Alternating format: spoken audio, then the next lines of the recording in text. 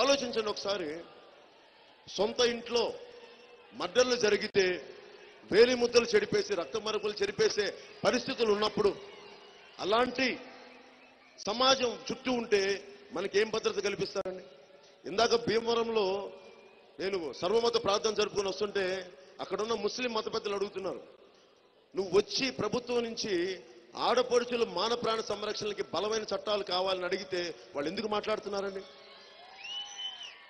నిజంగా జగన్మోహన్ రెడ్డి గారి మీద ఉంటే అట్లా ఎందుకంటే చుట్టుపక్కల నేను క్రిమినల్స్ని పెట్టుకొని పాలిటిక్స్ చేయాలి అంటే ఆడపిల్లలకి నిజాయితీ పనులకి ప్రాణ సంరక్షణ ఎక్కడ ఉంటుంది, మాన సంరక్షణ ఎక్కడ ఉంటుంది? ఒకసారి మీరు ఆలోచించండి. అలాగే నేను సర్వ మతాల్ని నమ్ముతాను. నా బిడ్డలు ఇద్దరు రష్యన్ ఆర్థడాక్స్ చర్చిలో క్రిస్టియానిటీ తీసుకునే వ్యక్తి నా బిడ్డ. ఎందుకంటే భగవంతుడు ఒక్కడే నమ్ముతాను. ఈశ్వరుడు అంటాము, అల్లా అంటాము, యెహోవా అంటాము, ఏదో రూపం లేనిది భగవంతుడు, అది నేను నమ్ముతాను. అలాంటిది ఈయన జగన్మోహన్ రెడ్డి గారికి ఏం బాధ ఏంటండి? నువ్వు తిరుమలకి వెళ్ళి మీరు చెప్పులు తెల్తారా? తిరుమలకి ఒక రాష్ట్రానికి ముఖ్యమంత్రి అయ్యి అవదలుచుకున్న మీరు అసలు గౌరవం ఇచ్చారా ఏ రోజున? తిరుమలకి చెప్పులు తేల్తారా మీరు? అలాంటి వ్యక్తిని ఏడుకొండల వాడు ముఖ్యమంత్రి కమ్మని ఆశీర్వదిస్తాడా? ఇదా మీరు ఇచ్చేది మర్యాద? ఏడుకొండల వెంకటేశ్వరుని ఎవరైనా సరే నిజంగా అగౌరవపరిచినప్పుడు అది కలియుగ వెంకటేశ్వరుడు. దయచేసి తక్కువగా తీసుకోకండి. జగన్మోహన్ రెడ్డి గారు మీకు కూడా చెప్తున్నాను, మర్యాదగా పాటించండి. సాంప్రదాయాల్ని, సంస్కృతుల్ని ప్రతిదాన్ని పాటించి తీరాలి. మీరు చాలా బాధ్యతగా ఉండాల్సిన వ్యక్తులు. అలాంటి వ్యక్తులకి మన బాబ్జీ గారు అండగా ఉంటానంటే ఏం చేస్తామండి మనం?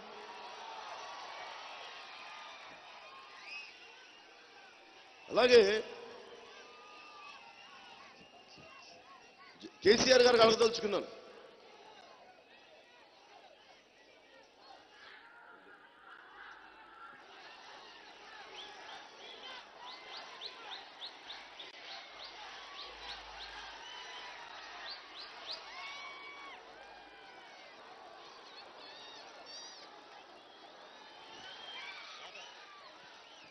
ఇప్పుడు హైదరాబాద్ లో యాదగిరి గుట్ట ఉంది.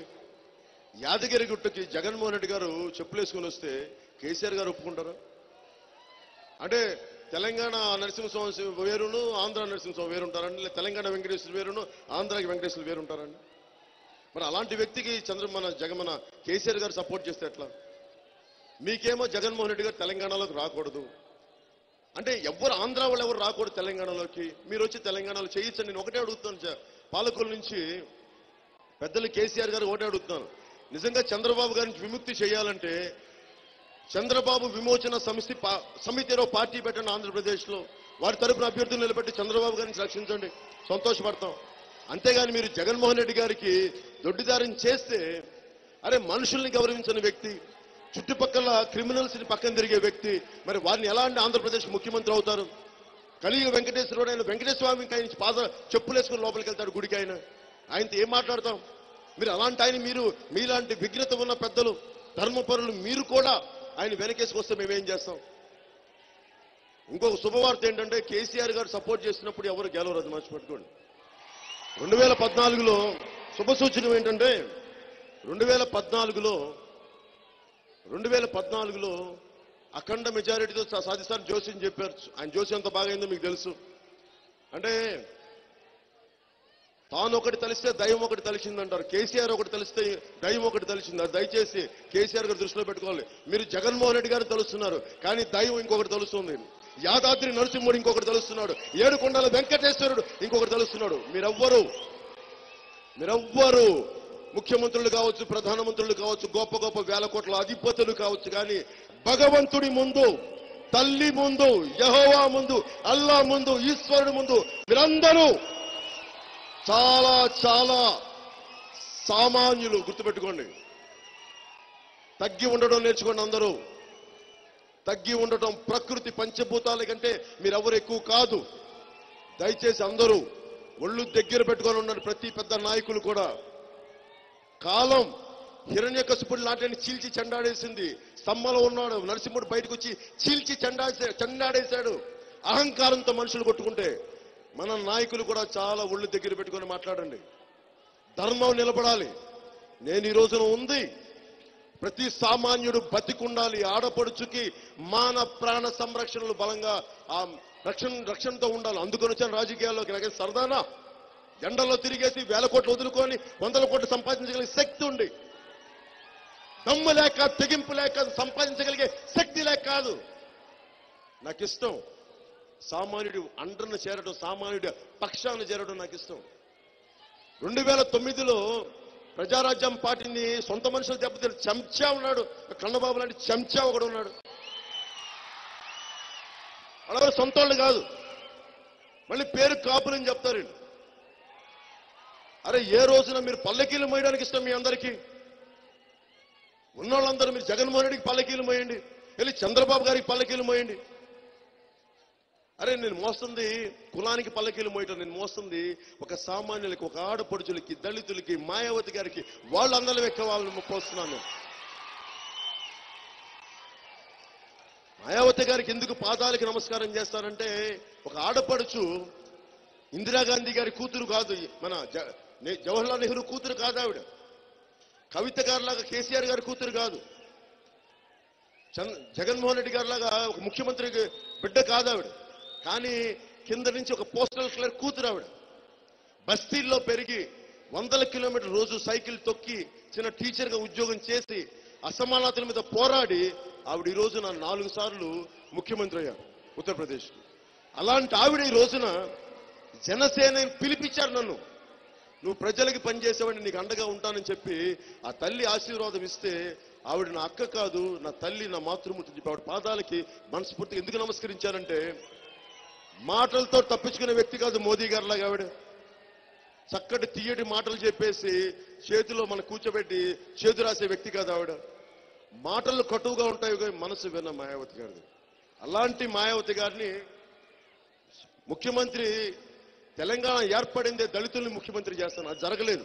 కానీ మేము ఈ దేశానికి మాయావతి గారు ప్రధానమంత్రి కావాలని మనస్ఫూర్తిగా నేను కోరుకుంటున్నాను.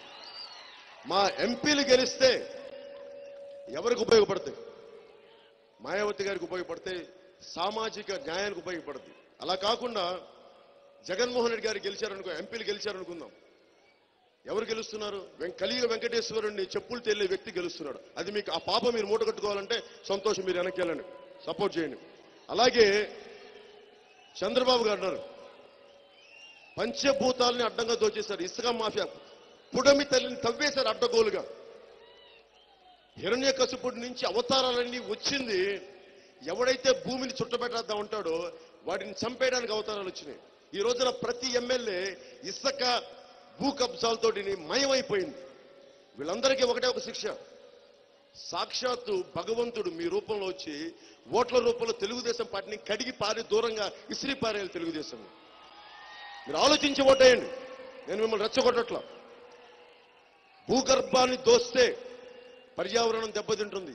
ఎంత జాగ్రత్తగా తీయాలని ఇంగిత జ్ఞానం లేదు తెలుగుదేశం నాయకులకి. అన్నం పెట్టే రైతుని కేసులు పెడతారు.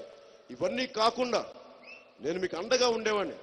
ఏదో ఒక రోజుకు వచ్చి ఇప్పుడు అడుగుతా ఉన్నారు ప్రతిసారి, ఎందుకు అడుగుతున్నారు, ఎంతకాలం నడుపుతావు అంటే, అరే ఒకడు నిజాయితీగా ఇంకెంతకాలం ఏం చూపించాలరా? ఇంకెవరికైనా సరే ఒక మనిషి ఇల్లు వాకిళ్ళు వదిలి ఉన్న 100 కోట్లు సంపాదించుకునే వృత్తిని వదిలి దేశం కోసం బయటకు వస్తే ఇంతకు మించి ఇంకేం చూపించాలంటే దాని బదులు చచ్చిపోవడం బెటర్ అనిపిస్తుంది. 10 సార్లు అడిగారు ప్రశ్న. అలాంటి వ్యక్తులందరూ ఒకటే చెప్పారు, ఓకే ఎంతవరకు మోస్తావు అంటే, సంవత్సరాలు చెప్పి అలసిపోయి ఆఖరి మాట ఒకటే చెప్పారు, జనసేనని ఎప్పుడు దాకా రాజకీయాల్లో ఉంటామంటే, నలుగురు నా జన సైనికులు వచ్చిన శవాన్ని మోసే వరకు ఉంటాను, చాలా అంత మించి ఇంకేంగా చేయాలి. ఇంతకు మించి ఈ దేశాన్ని కానీ ఈ రాష్ట్రాన్ని కానీ ఎవరన్నా చేస్తే దయచేసి మీరు వాళ్ళకి అండగా ఉండండి. నేను మటుకు నా సర్వశక్తులు ఒడ్డేసి వచ్చాను. ఈ రోజున సర్వశక్తులు ఒడ్డి రూపాయి పెట్టుబడి లేకుండా కేవలం నమ్మకం, నిజాయితీ, సొంత అన్న వాళ్ళు పక్కన ఎవరు లేరు. నేను స్టార్ట్ చేసినప్పుడు ఒక్కళ్ళు అనుకూల పరిస్థితుల్లో 100 మంది రావచ్చు గాక, ప్రతికూల పరిస్థితుల్లో ఉండటమే కదా లక్షణం అనేది. పురుష లక్షణం ప్రతికూల పరిస్థితులు నిలబడగలవా లేదనేది పురుష లక్షణం. అలాంటి పరిస్థితులన్నింటినీ దాటుకుని ఎందుకు నెగ్గుకు రాగలిగానంటే, మా దగ్గర ఉన్న ఇక్కడ ఆడపడుచులు, అన్నదమ్ములు మేము ఉన్నామని చెప్పి మీరు వస్తేనే నేను వచ్చాను ఇక్కడికి. కుటుంబాన్ని నమ్ముకొని రాలేదు, నేను ఎవరిని నమ్ముకొని రాలేదు. నా సొంత కష్టం, మీ ప్రేమ, మీ అనురాగమే నేను ఈ రోజున బయటికి తీసుకొచ్చాను. అలాగే ఇంతమంది ఆడపడుచులు ఉన్నారు. ప్రతి కుటుంబానికి మేం ఏం చేయగలం అని ఆలోచిస్తే తిట్టాల్సింది తిట్టాం, అవన్నీ కాకుండా మనం ఏం చేద్దాం అనడానికి ప్రతి రైతుకి 60 సంవత్సరాలు నిండిన ప్రతి రైతుకి 5,000 రూపాయల పెన్షన్, ఎకరానికి 8,000 రూపాయల సాగు సహాయం,